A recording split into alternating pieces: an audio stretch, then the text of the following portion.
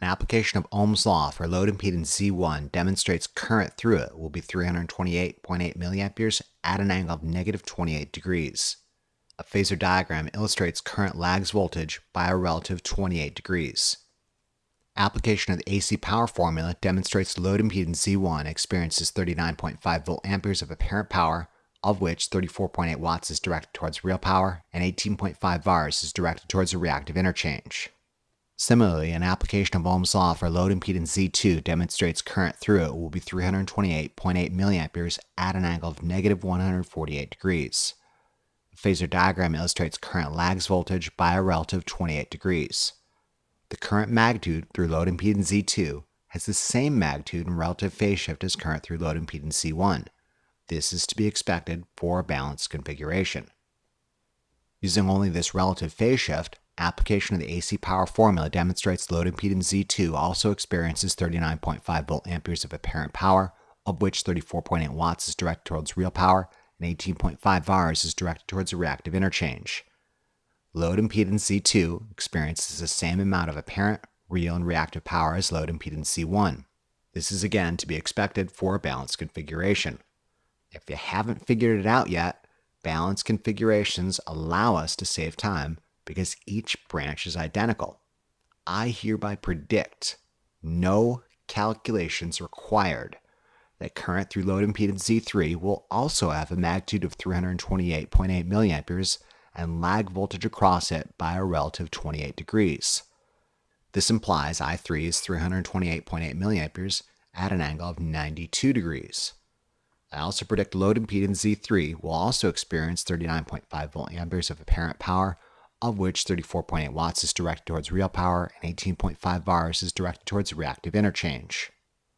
Calculations support these predictions. An application of Ohm's law for load impedance Z3 demonstrates current through it will be 328.8 milliamperes at an angle of 92 degrees. The phasor diagram illustrates current lags voltage by a relative 28 degrees. An application of the AC power formula using only relative phase shift demonstrates load impedance Z3 experiences 39.5 volt amperes of apparent power, of which 34.8 watts is directed towards real power and 18.5 VARs is directed towards a reactive interchange. Let's now examine total apparent, total real, and total reactive power for this complete circuit. There's a couple means of doing so. First, apparent power in equals apparent power out, accounting for angles. Substituting our given values yields a total apparent power figure of 118.4 volt amperes. We could then resolve this into its total real and total reactive components. Additionally, one can solve for total real and total reactive power individually using a similar technique. Total real power equals the summation of individual real powers. Similarly, total reactive power for this system equals the summation of individual reactive powers. Substituting in our given values yields a total real power figure of 104.5 watts and a total reactive power figure of 55.6 VARs.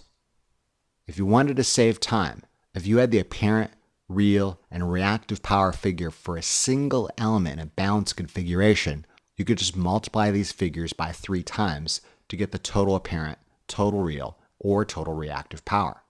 In summary, balanced 3-phase AC circuit analysis is not 3-phase AC circuit analysis. It's not even 3 repetitions of single-phase AC circuit analysis. It's simply one application of single-phase AC circuit analysis, and then you just appropriately phase shift each result by 120 degrees. Like I said, 3-phase AC has an unwarranted reputation as being some arcane, esoteric black magic to be wielded by only a chosen few. Balanced load configurations aren't that hard. Yes, your lazy lab partner still struggles with engineering notation after 30 weeks of repeat exposure, but I bet I could teach a golden retriever to do balanced 3-phase AC circuit analysis in less than an hour. Maybe not, but I bet a golden retriever would make a much better lab partner. At least you could trust the dog to fetch something from the supply room without wandering off and getting run over by a train. Moving on. Let's now examine current in the N line for a balanced 4-wire Y configuration. A Kirchhoff's current law analysis of IN suggests that IN equals I1 plus I2 plus I3. Substituting in our given values yields IN to be 0 amps at an angle of 0 degrees. What just happened here? Is my calculator broke? Do three equal currents exhibiting a relative 120 degree phase shift between each other really just run headlong into each other and vanish into a puff of nothing? Absolutely not. However, the phasor representation initially makes this vanishing act seem plausible. You'll recall phasor equivalents are simply shorthand representations for time-variant sinusoidal equivalents. This is where it's helpful to remind ourselves of what a phasor really represents. Plotted as a function of time, sinusoidal voltage across and current through impedance element Z1 would look something like this. Assuming voltage L1 is our reference, current through Z1 lags voltage across it by a relative 28 degrees. Similarly, when sinusoidal voltage across and current through impedance element Z2 is plotted as a function of time, it would look something like this. Assuming L1 is our reference, L2 lags L1 by 120 degrees, and current lags our assumed reference by 148 degrees. This being said, current through Z2 still lags voltage across it by a relative 28 degrees. Finally, when sinusoidal voltage across and current through impedance element Z3 is plotted as a function of time, it would look something like this. Assuming L1 is our reference, L3 lags L1 by 240 degrees, or more appropriately, leads it by 120 degrees, and current leads our assumed reference by 92 degrees. This being said, current through Z3 still lags voltage across it by a relative 28 degrees. Here's when things get interesting. When we superimpose the plots of just current as a function of time on top of each other, we notice something quite interesting. Each sinusoidal current obviously has the same magnitude and exhibits a relative 120 degree phase shift between each other. However, at any moment in time, the instantaneous value of I1 plus I2 plus I3 does in fact equal 0. Consider a time when I1 equals its positive peak value of 328.8 milliamperes times square root 2, or roughly 465 milliamperes. At that exact same moment in time, I2 happens to be negative 232.5 milliamperes, as does I3. Recall we initially assume positive direction of travel to be left to right. Polarity implies that positive 465 milliamperes of current travels through load impedance Z1 left to right and enters the central node, where it splits into two equal paths. 232.5 milliamperes goes right to left through load impedance Z2, and the remaining 232.5 milliamperes goes right to left through load impedance Z3. Other moments in time yield the same results. At any particular instant in time, the summation of instantaneous current values do in fact equal 0. Again, a phasor equivalent is only a shorthand representation of time-variant sinusoidal phenomenon that simply makes the process of calculation and algebraic manipulation that much easier.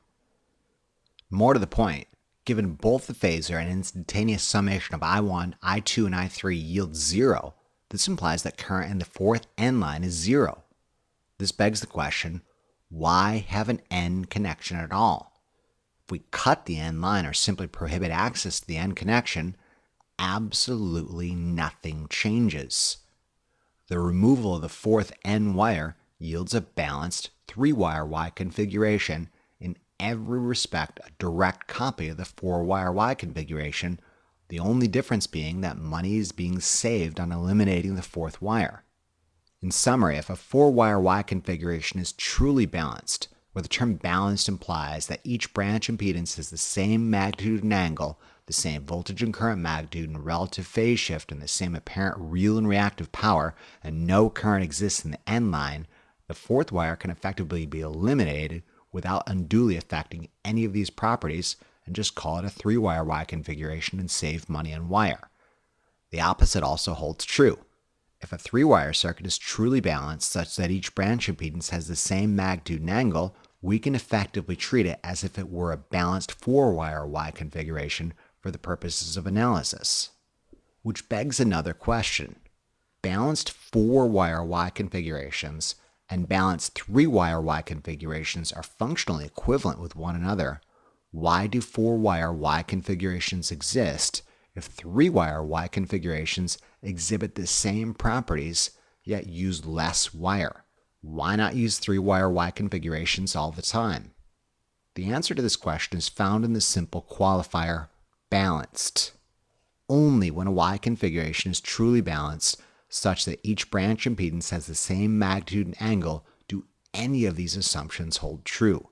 Unbalanced load configurations, not so much.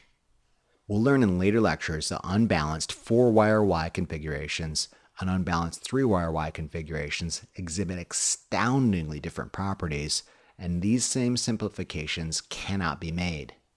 Load elements in unbalanced 4-wire Y configurations still experience the same line to neutral voltage magnitude.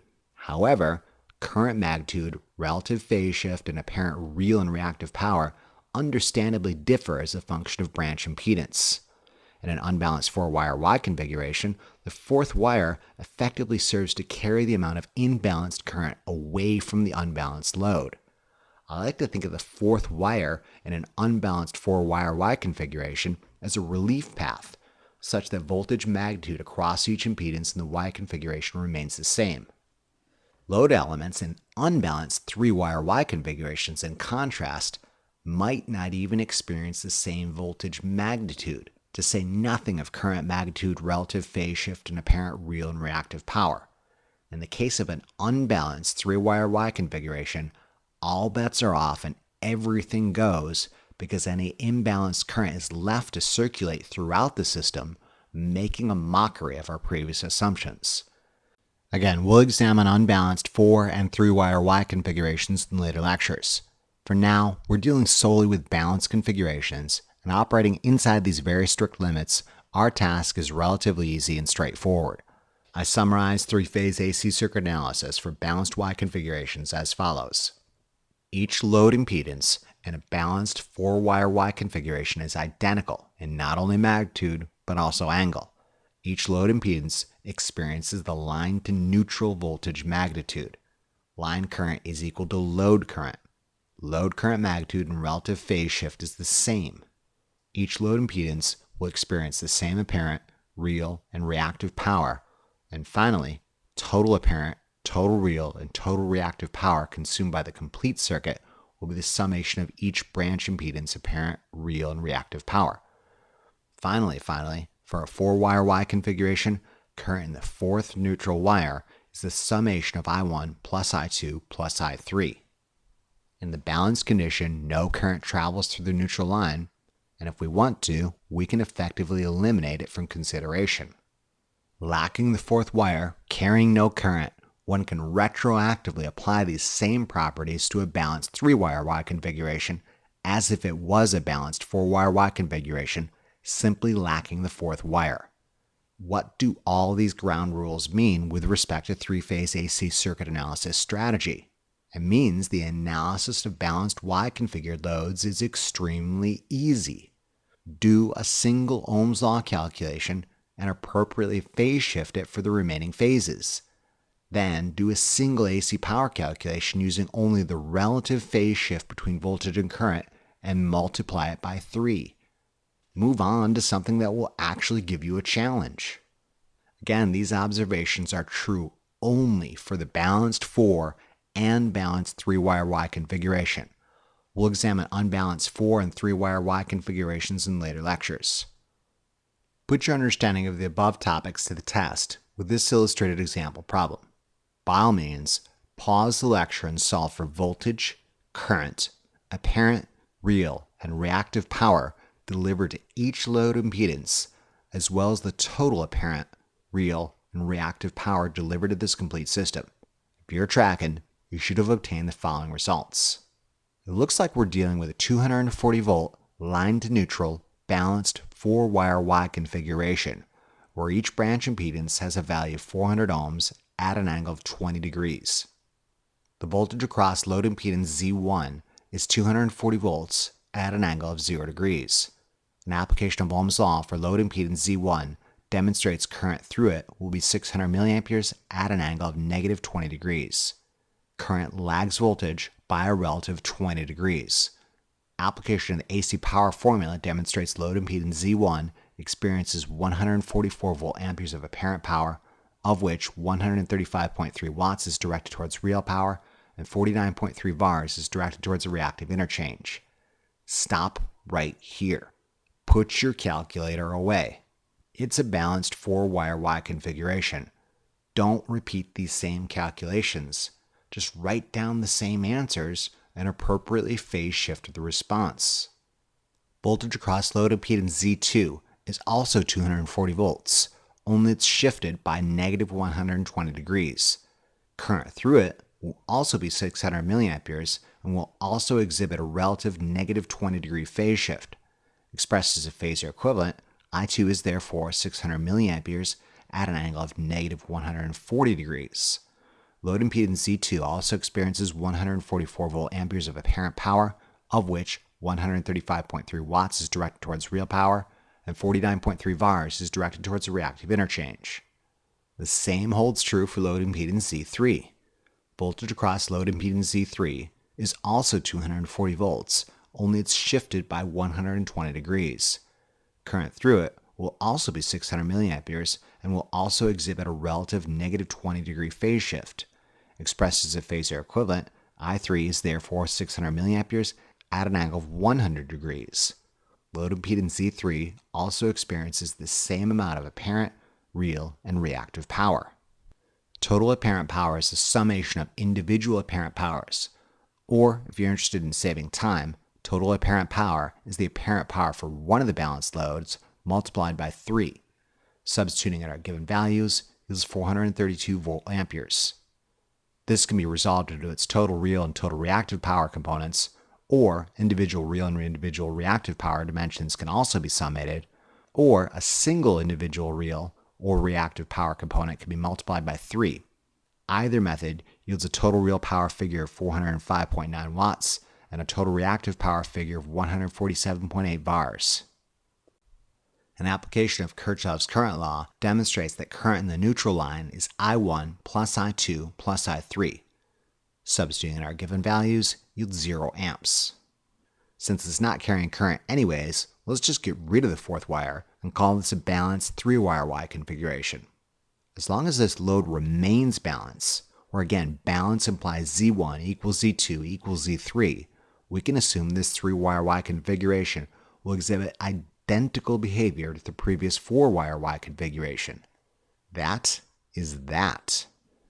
In conclusion, this lecture examined the analysis of balanced 4 and balanced 3-wire Y configurations in 3-phase AC systems. We learned voltage and current magnitude, relative phase shift, apparent, real, and reactive power are identical for each branch impedance comprising the balanced Y-configured load. Additionally, we learned a balanced configuration carries no current in the fourth neutral wire. Finally, we learned a balanced 3-wire Y configuration can be effectively treated as a balanced 4-wire Y configuration, simply lacking the fourth wire. Remember to review these concepts as often as you need to really drive it home. Imagine how well lab will go if you know what you're doing. Thank you very much for your attention and interest, and we'll see you again during the next lecture of our series. Remember to tell your Lazy Lab partner about this resource, and be sure to check out the Big Bad Tech channel for additional resources and updates.